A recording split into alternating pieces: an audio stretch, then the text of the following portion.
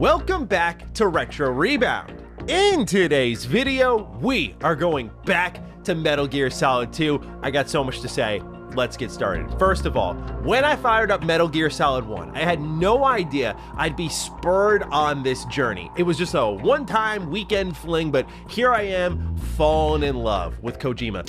Whoa, I love you. Hey, Kojima fans, y'all get a bad rap online. I'm gonna say it, like, you get a bad rap online. Everyone thinks you're like pseudo-intellectuals, but after playing Metal Gear Solid 1 and 2, like, I get it, man. Like, there's just things that are said in these games and done in these games that are so unique and thought-provoking. I'm in love. So after playing MGS1, as I mentioned in that video, it completely redefined my understanding of what the Metal Gear Solid franchise was at all. And even though I played 2 and 3 already, I was like, I feel like I suddenly don't get them. So I had to play Metal Gear Solid 2 for the actual first time, because when I played Metal Gear Solid 2 for the first time, it was on the PS Vita with the HD collection. Now, it came out in 2012, but my first Metal Gear game was Metal Gear Rising.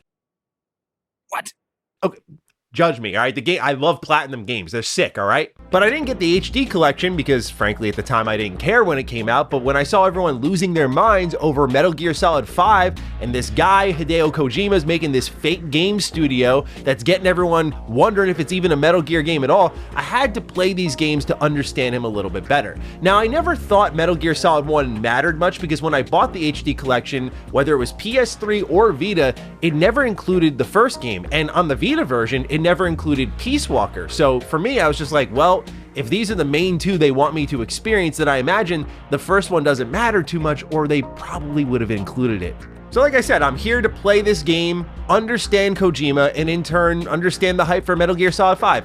In a sense, it works. Konami does get my money. I do buy Metal Gear Solid 5 on launch day. I put like almost 50 hours into it as I document in our retrospective, and then I don't come close to finishing the main story and I move on. But it also worked because Metal Gear Solid 2 became an easy favorite in the series of mine. Again, there's a little bit of Metal Gear Rising influence here, which made getting into Metal Gear Solid 2 easier for me. So yeah, like even my first Metal Gear game did not have Solid Snake in it, which is just 2 of them actually, which is just funny to think about. There's 3, actually. But I was treated to a story where its themes just really spoke to me as I was just beginning my career on the internet, and much of the game is about, well, the internet, digital information, internet communities, and free will. So it spoke to me, and as a result, it became my favorite. It's the one that stood out in my head. But like I said, I never really got the Kojima creator hype, because as you saw in my retrospective for Death Stranding, like we're talking even deep into earlier this year, I was just saying how, okay, like I don't really get the big deal. I mean, I played his games, cool, whatever. But then you play Metal Gear Solid 1 and it just changes everything. You just look at everything through a completely different lens, which brought me back to Metal Gear Solid 2. Because yeah, it's been a very long time since I've played this game, you know, over a decade now. And as I played through more and more of it, I realized I remembered like 5% of this game, and most of it was in like the final sequence of the game. But 2, with my Metal Gear Solid 1 awakening under my belt, I was like, what did I miss in Metal Gear Solid 2? Oh my God, so much. I don't get how I played this game at one point. I don't. But nonetheless, ladies and gentlemen, it's time to break down Metal Gear Solid 2. Just like with Metal Gear Solid 1, we'll break down the gameplay first, then we'll get into the story full of spoilers. So if you're new here and you're into nostalgic or retrospective content, you're in the right place. Consider subscribing. Now, this video is going to start out sounding a little negative because I do have more critiques than praise for the overall gameplay of Metal Gear Solid 2. And no, it has nothing to do with, oh, this is kind of familiar. Huh, I've kind of done this before. It is not that. It is just mechanically how the game functions and feels at times. Let me break it down, but first I want to start off a little positive. The visuals and cinematics are still as wonderful as ever. That mixture of fully animated cutscenes, codec sequences, and now sometimes even using first person with the directional microphone or just standing there in first person, like when you were talking with Stillman, he was explaining the bombs to you. I like that sort of stuff, and how the game, you could clearly tell from like a design point of view and a budget point of view, was trying to like cut costs, going, hey, we can't do full animated cutscenes for everything, so they had to get creative with it. And it gives it its own brand of weirdness and uniqueness, but when it uses these styles of cutscenes, it works really well. Aiming in first person is here. It's really awesome. I remember fumbling a lot with the controls at first on Vita. Same thing happened here. It was a little bit jarring, and it took a little bit of getting used to, but also now you can hold people up, freeze, you know, love doing that stuff. So that was cool. I did like that there was slightly less meta problem solving done in this game. Like, oh, I have to look at the back of the box to solve what the codec sequence is, for example, just to open the game with Meryl.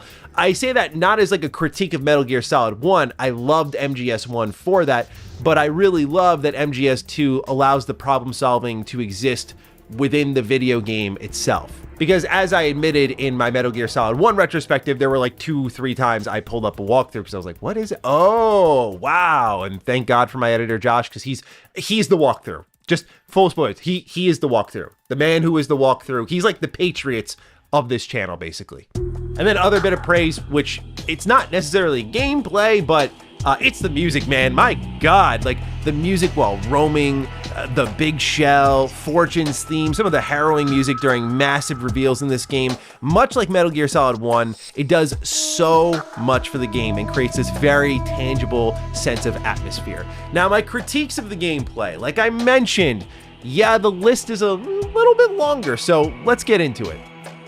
I complimented the presentation and cutscenes, but it's the Matrix era.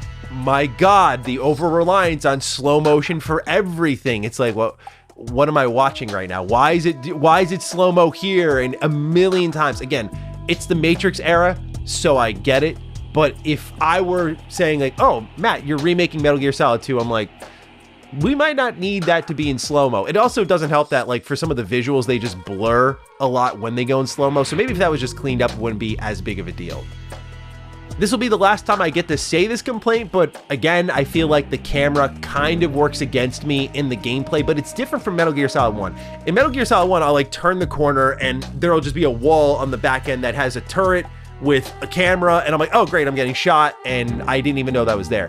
In Metal Gear Solid 2, there's still a lot of running at the camera, which never feels good when there is the fixed camera. At least you have more first-person options to utilize here, but this game is also more vertical. So what I had trouble with was running toward the screen often and then having like 3 levels to a room where people above you could see you down below, but you couldn't really see them. It's not until you hook yourself up to the terminals and get the map downloaded that this becomes avoidable, but then it kind of turns into a lot of map staring and memorization, which, you know, can play a little bit into the theme of the game in fairness, but I don't think at times it felt very good. But overall, the level design was probably my biggest critique. I think the Big Shell as a setting and for the narrative theme and just the atmosphere it creates is wonderful. It's so memorable, but it's also very laney, full of corridors, and for that, I just find it sometimes not fun to engage in, and usually I'm trying to sprint by combat sequences, stealth sequences, especially when there's like a new doorway every 10 steps. I don't mind the load screens at all. I'm not built like that. But what I do mind is that like if you get caught and you just transition to the next area, it doesn't matter. Again, one of those moments where if this game got remade and they kind of kept it in all one big facility, this would be an amazing change because then it increases the stealth intensity throughout the entire facility. Again, very moody, but I just felt like Metal Gear Solid 1 was more open, and I think jumping to the PS2, it shouldn't be like that. But the other critique I have is the cover and lean system. When it works great, and it brings that mixture of like cinematography. It's like the camera's just perfectly positioned, you're just leaning, looking at an enemy nearby, and just waiting to like pounce on them. Those are the moments it's great. But there's other moments where like you'll try to lean against the wall, but then the kind of tank control configuration will kick in where I'm like holding up to lean backwards on a wall. And if I try to move my analog stick at all, I'm like, which direction should I actually move it in? And then if heaven forbid, I'm just standing against a tall wall or crouching against a small wall, but not leaning against it. If an enemy's walking near you, they'll see you, which again, I get, but it just is one of those things where when the camera's getting flipped around, you're running toward the screen, you're leaning and trying to hold in different directions. And then like, what bumper do I press to lean around the corner? And then you have to press square to aim, then press another button to go into first person. Yeah, it gets a little bit cumbersome and in not the great ways. Hey, you still with me? All right, great. Have you downloaded the video yet? Great. Okay. Last real critique here are the boss fights. I feel like they're a downgrade from Metal Gear Solid 1, which I know for some people, they'll say, well, the whole point of the story is like these are very similar boss fights from Metal Gear Solid 1, but I don't know. I think the game starts strong, like Olga's blinding you, and it's just like a very Ocelot-esque boss fight, like very small arena, a lot of just navigation and maneuverability, and I like that stuff. Like, I think that's good. Fat Man was very one note, kind of felt like a riff on Vulcan, but also like he didn't really evolve throughout the fight. Solidus and the Harrier was stupid easy. Vamp was good, like an actual arena, mechanics within the arena, a second phase that put pressure on you through speed. However, it became really easy when he started to run at me because I just put up my claymores and completely wiped him out. Metal Gear Ray, very effective on a narrative front, but otherwise really rinse and repeat. And then Solidus was super easy, but I also realized here something I love about Metal Gear finales, and it's just two humans fighting at the end of 1 and 2. And I know that's part of the point of the story in recreating Shadow Moses, but beyond that, there isn't like a godlike figure or a beast. It's a person, and that's because like wars between people, and no matter how ridiculous it all gets, it comes down to this. But just on the whole, compared to fights like Ocelot and Wolf and Vulcan or Liquid, I just don't think the game comes as close in mechanics or difficulty, where it's not like they're bad, they're just kind of there. And when you combine that with my only real narrative critique being that I think Dead Cell really isn't super interesting, they just kind of feel in the way at times. But overall, yeah, I was a little bit conflicted on the gameplay design of this game. Of course, it helps the narrative dramatically, but when you have a beautiful tutorial section in the tanker to open the game, and then you go to the big shell, and they kind of hit you with another suite of tutorials for about another hour or so, it kind of pulls you out of it. Now, it makes sense when you know you're kind of being spoon-fed information and they're creating your version of the truth and all that good stuff. Like, it helps the story when it creates that context, which is, again, what the story is all about. You create the context. It kind of softens your critique by the end of the game, but I do have to remain a little bit firm on the fact that there were moments in the early goings of the game where I felt like, hey, I just did the whole tanker section. I get how to do this. We're okay. Like, I don't need you to tell me how to crawl, aim, shoot, roll, hide bodies, and so on. Like, I don't need all of that. And I am only this critical of it compared to, say, Metal Gear Solid 1, because I feel a lot of this game, especially the second half, it reminds me a lot of Death Stranding, just lots of cutscenes, a lot of codec sequences, and it's the best part of the game, but it gets away from the gameplay so much that when you come back to it, I don't want it to be like I'm screaming down to earth. I like how Metal Gear Solid 1 kept them very even. And speaking of creating context, that's the perfect way to get into this story and start to really open things up. If there is anything I have learned about Kojima as a creative in this whole run I've been on between Death Stranding 1, Metal Gear Solid 1 and 2, and what I know of some of his other works I played and beaten before but just need that new context for, is that this man loves his final third of the game more than anybody in this industry. Like, name someone, it's like, nope, Kojima has them beat on loving the final third of his game. I say that because about halfway through MGS2, if my critique was anything to go by, I started to get that kind of uh-oh feeling a bit into my playthrough, because you just heard me complain about the tanker section and how it's a literal tutorial that's perfect, and then the big shell opener is kind of a little bit redundant because of it.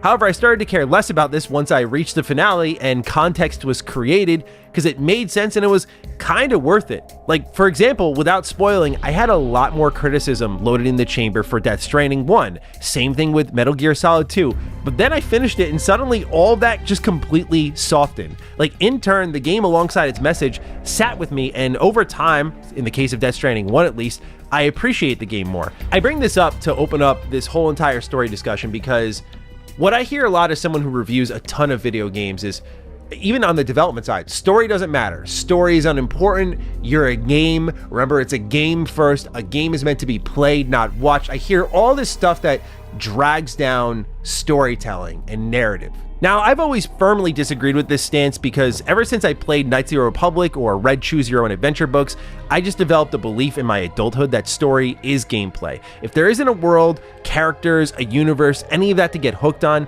then all you're left with is a box of toys and none of the charm. Like growing up, and you can see some right here behind me, I collected action figures, Spider-Man, Batman, Ninja Turtles, Pokemon, like you name it, wrestlers. I collected a ton of them because I love them, of course, but also these were like my favorite characters. At the end of the day, if I remove the paint from all of these action figures, I'm left with a bunch of plastic shapes that I can do the same thing any action figure can do. I can still play with them, but it's not the same, right? Like, what do you mean? They're action figures, though. You can play with these, but it's like, it's not the same when they're not the characters I care about. It's not the same when they don't look like the characters or they're from the universe that I'm invested in. And to me, that's exactly what storytelling does to gameplay. It paints the mechanics, it gives them perspective, depth, and imagination, and when done right, like in Metal Gear Solid 2, you're left with a completely redefined understanding of what both gameplay and storytelling are. And it's not a coincidence that games of today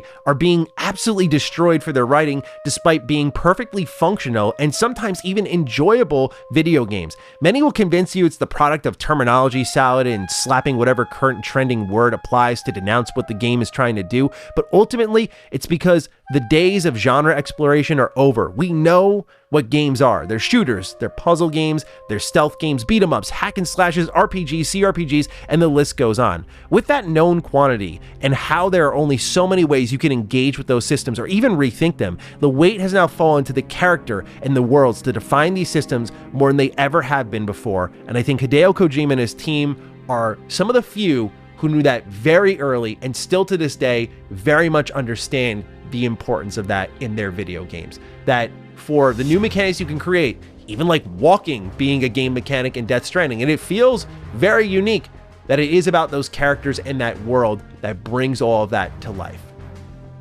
So the game opens with you playing as Solid Snake, but famously that's not the whole experience. Now, as I said earlier, I do think the tanker is like the perfect tutorial because it's limited enough where you're immediately forced to pay attention to patterns of enemy movement if you want to get anywhere without being spotted. And there's even like a high action shootout at the end. And all this is in service of establishing Snake as a more experienced war veteran than ever before. When you combine that with establishing Ocelot and bringing back Liquid in this really unique way, suddenly the game just has tons of layers to it.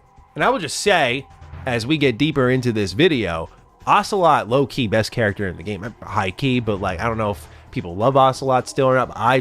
Hey man, few games deep now, this dude kicks ass. I love him. Because right there, he sets the tone. It is a game of deception. Like, Lukovic thinks like, what, we're working together. Like, what are you gonna do with Metal Gear? And he's like, I'm doing something for the Patriots, brother. It's on you now. And he shoots him, so it's not really on him, but you get the point. After succeeding, the tanker goes down, Snake disappears. 2 years later, you're playing as Raiden, which was very controversial at the time. And playing as him, I kind of get it. He's a little whiny. He's not as experienced. He's very confused, very amateur. It's like Snake, when you think about how he started in MGS1, I mean, granted, he was like hitting on a lot of people, but that aside, like Snake starts off and he's just like, this is another mission for him. Like he's done this before.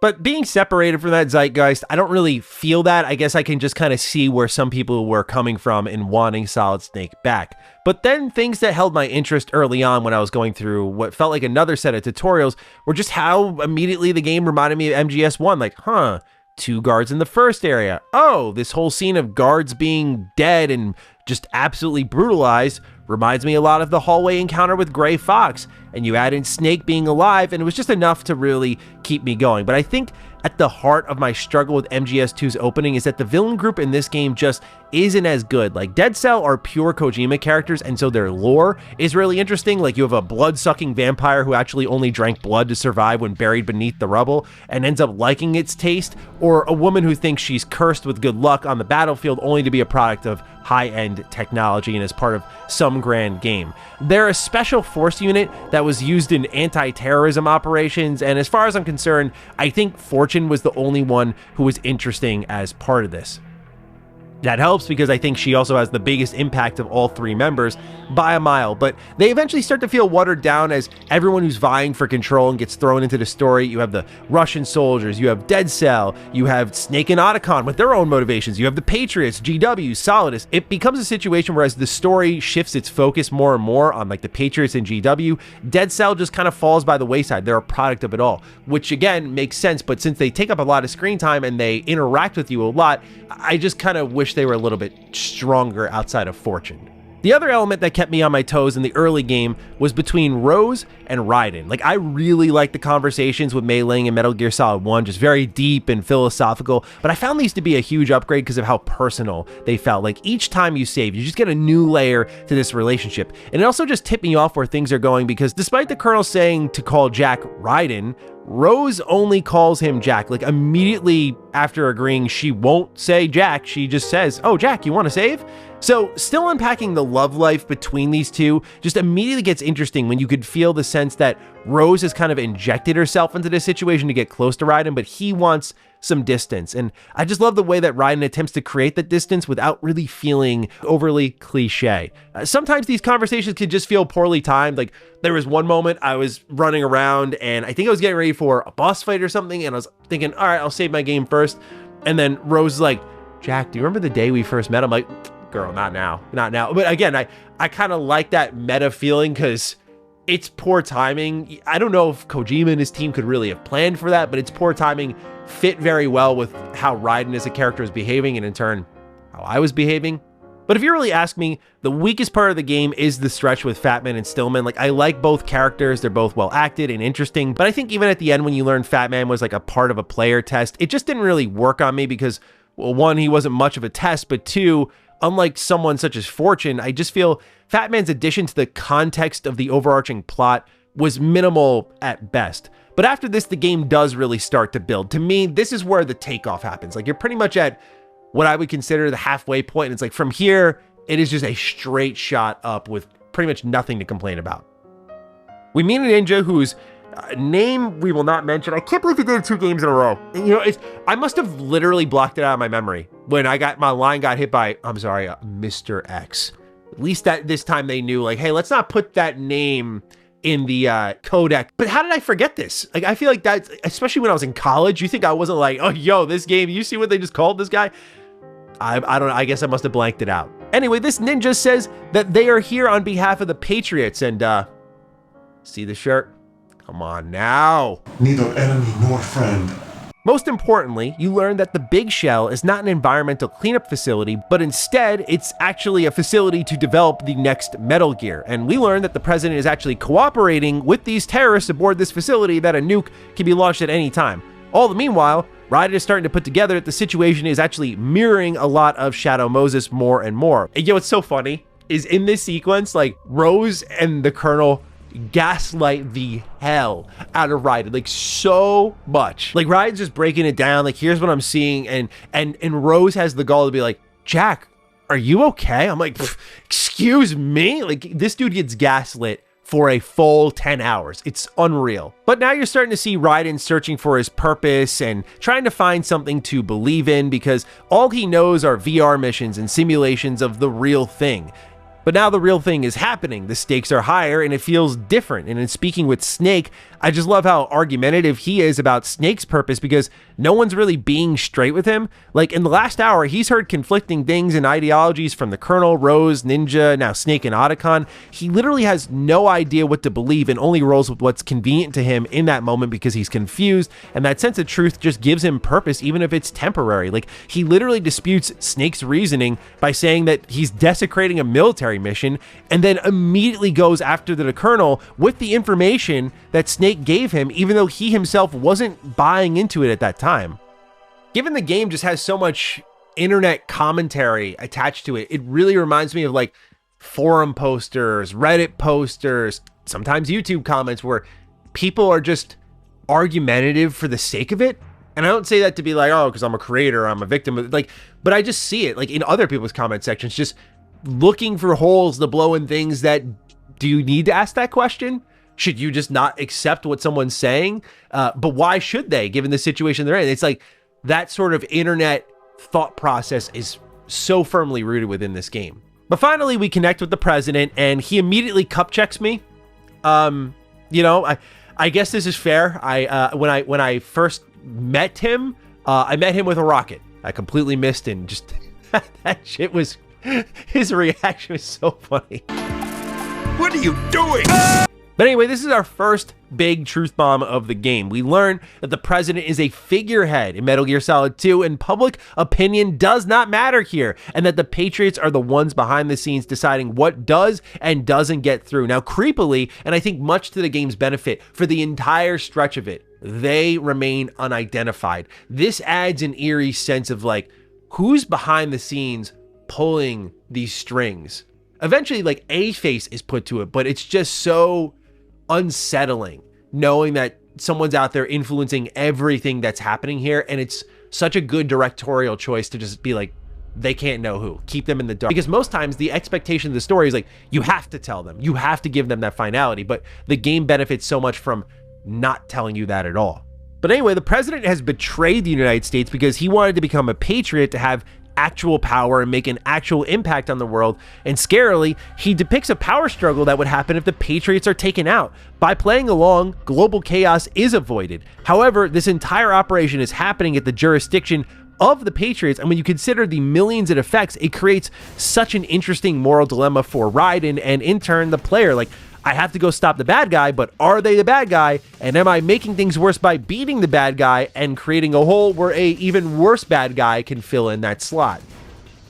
Now, if I really want to be annoyingly critical of the narrative, I think that was more than enough. But then immediately after this, we learn Solidus is George Sears, and he's going after the Patriots. And it does get a little exposition heavy, which I know is a Kojima style of writing. But again, given that I found the early part of the game kind of like meandering and slow a bit and reestablishing itself, I feel like some of this stuff could have been put a little bit earlier in the game just to kind of help out the pacing just a touch. But basically, we know that Solidus wants to use the new Metal Gear project called Arsenal Gear to threaten the Patriots, but it's not because of the missiles, but rather because of the digital information it can filter through its AI system called GW.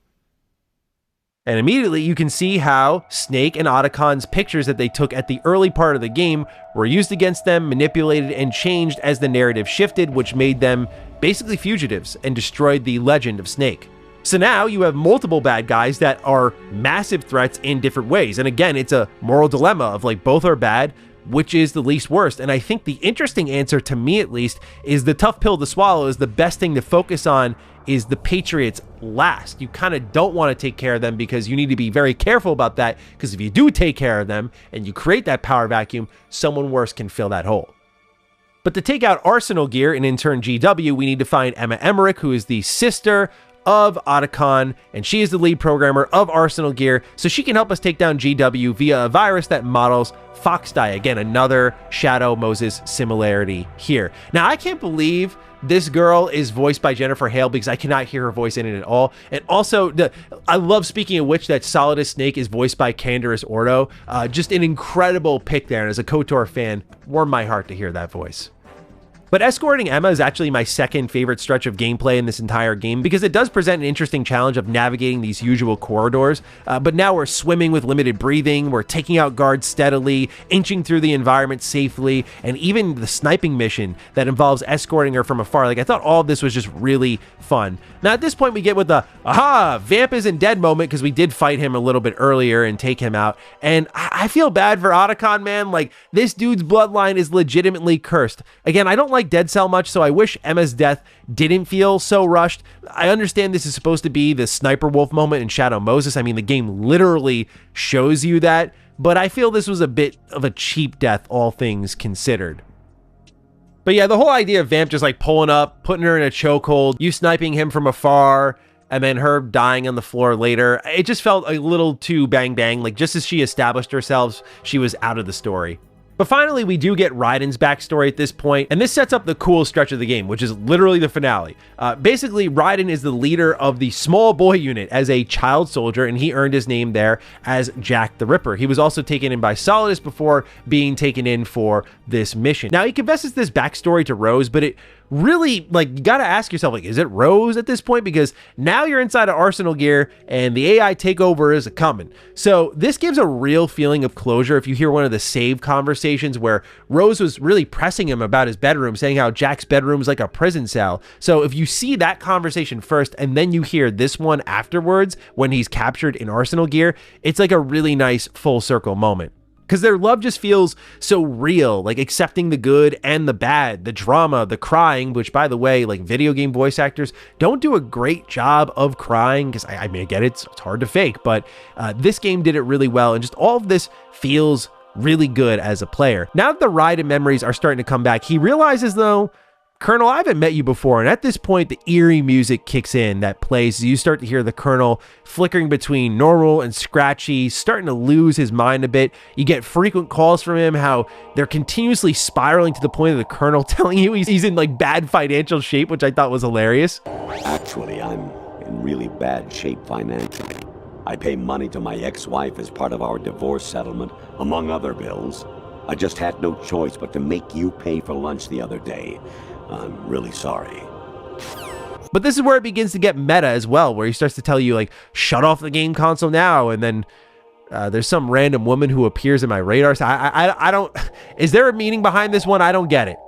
But just before our peak action scene, we learn that Rose is a Patriot spy designed to get close to Raiden, and it's by this point that Raiden's lack of belief in everyone around him becomes so rationalized. Like even the person he loved that he's reporting all of his save data to, which by the way, just like a cool little touch there, just everyone has used him. So why would he believe anyone about anything? And the line that really cuts deep in all of this is when Rose says, "It hurt because I knew the person you loved was just a character." And it's such a wonderful bit of commentary. I'm like, I'm holding the controller.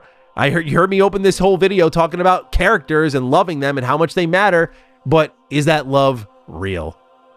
However, this isn't the coolest part, because now Snake delivers Raiden's gear, you're given your blade, and you both team up and tear it up. Now, legit, I did not know it was possible to have chills and goosebumps for like an hour straight. Like I thought my body would just eventually cool off, but this is where it begins, man. Like my heart's racing and I'm just like dialed in. I'm so excited because the music, the all-out combat, like it's so rare that a predominantly stealth game just goes all action and yet feels at home. But again, the music, the combat, teaming up with Snake, taking on hordes of enemies, like what you're supposed to avoid, like taking on 3 enemies at once in this game is a bit of a pain, but like they just throw tons at you and you feel like a super soldier. I genuinely don't think I can name another game that pulls off all of this so well, that started off as stealth and transitions into action. But as the second series of fights begins, you start to get the mission failed screens, despite you being alive. Like now you can feel in gameplay, the simulation is starting to fall apart. The AI is starting to unravel. Now Snake gets left behind and we go to face with Solidus. Now after beating the Metal Gear units, which we already talked about and how, you know, I'm not like crazy about that boss fight, a little repetitive, Olga dies a brutal death and now Olga's child is in Raiden's hands. But the virus has kicked in and that means that Solidus's plan is going down the tubes, but because the stakes are high, everyone's like revealing their true hand. Like Fortune was using Solidus for arsenal gear, who was using Ocelot to get a list of the Patriot names, who was then using everyone to complete their test as part of the Patriots. It puts the game in a nutshell because again, it's a story loaded with deception. And it's Ocelot's reveal that steals the show. Like everything here has been scripted to recreate Shadow Moses, because with the right story and situation, they want to form another Solid Snake, and Raiden is proof of that concept. I mean, again, you see how we were just tearing it up a second ago. It's like, yeah, it's pretty Solid Snake coded, but I'm not playing a Snake. And it's there, the game's kind of telling you like who you're playing as doesn't matter. You as the player are Solid Snake, and so anyone can be Solid Snake. It's just, again, like really cool, especially when you think of the dog tags at the end. Just another brilliant level of meta video game commentary. But I also just thought here that it's tough to pull off the whole deceptive, manipulative, aha, I planned this all along. But when you think about how real these relationships feel, like, oh, the game mimicking Metal Gear Solid 1 while not being fully on the nose, where Solidus and Raiden are linked in a similar way to Snake and Big Boss, I love that they made it feel natural despite it being a very massive twist. And more impressively, they managed to create a meaningful sequel that kind of pokes a little fun at sequels. Like the entire story is about recycling the old ideas and mechanics that you'd expect to be in the next entry of the series, and then kind of throws all of that in your face. But the real icing on the cake of this whole Ocelot scene was when Fortune is shot and he just underlines how she never had luck, only technology. But then it's Liquid who actually has the last laugh and gets everybody, including Ocelot. So now you add one more level of deception here. Liquid Lord Snake out here through giving Otacon an anonymous scoop, and now he's off to take out the Patriots and we're off to fight Solidus. But that's not before one of the most iconic conversations in video game history, and that's with the GW. Let's just establish the tone here. The skull overlaying the Colonel adds a completely creepy layer to all of this. It's truly unbelievable, though, this scene as a whole, that it was written in 2001. It is the very definition of clairvoyant writing. In particular, this conversation focuses on digital information slowing down social progress. And I think if you wrote this nowadays, you'd be like, okay, someone lives in today times and they feel a certain way about the internet. Got it. But when you realize it's written in 2001, to me, it takes on a whole life of itself that a group of deeply intelligent individuals with phenomenal foresight and understanding of what was at hand wrote about the internet back then. And before the social media craze, before, let's address the elephant in the room, the political craze, before all of that just absolutely hits the nail on the head every single line in what is a 15-minute conversation. And perfectly, they use Raiden, aka the player, where he's like everyone on the internet who selects what their version of the truth is. Remember earlier how I pointed out Raiden flipping between the most recent truth when confronting Snake and the Colonel about what each of them had said? The entire game is literally littered with this. Just before Snake and Raiden kill a ton of guards together, he basically asks Snake what he should think. It mimics a lot of what we see online, where many people's ability to think for themselves has been watered down, slowed down to what the popular opinion is because it's the safest. And in a life or death mission, in the case of MetalGearSolid 2, the safest truth is the best truth for Raiden. And this is underscored by one of my favorite lines in a video game ever. Quote, "Everyone withdraws into their own small gated community, afraid of a larger forum. They stay inside their little ponds, leaking whatever truth suits them into the growing cesspool of society at large." The different cardinal truths neither clash nor mesh. No one is invalidated, but nobody is right. This is the way the world ends, not with a bang, but a whimper. I think that's the line that gives me chills, that it's a quiet end, not a loud end, right? I as a huge Fallout fan, a lot of people are like, oh, Fallout IRL. And it's no, I don't think so. Especially the first game talks so much about that kind of mutually assured destruction and what it would take to override that. But when you see it's with a whimper, it just hits differently because it's in the face of so much of what the fear-mongering is really centered around nowadays. We have two more lines I did want to point out in this scene. The next one is this. Who else could wade through the sea of garbage you people produce, retrieve valuable truths, and even interpret their meaning for later generations? Now, I want you to go ahead and tab away from the video for a brief moment here. Google something. And you see that AI summary at the top that we're all so quick to default to since it's the easiest truth to accept. It hits a little different nowadays, doesn't it? Perhaps more true is the comment about gated online communities with their own versions of the truth. And we've seen this play out and escalate thanks to the likes of Twitter. I don't think there's a better description that exists into what this world has become than what are in these sets of lines here.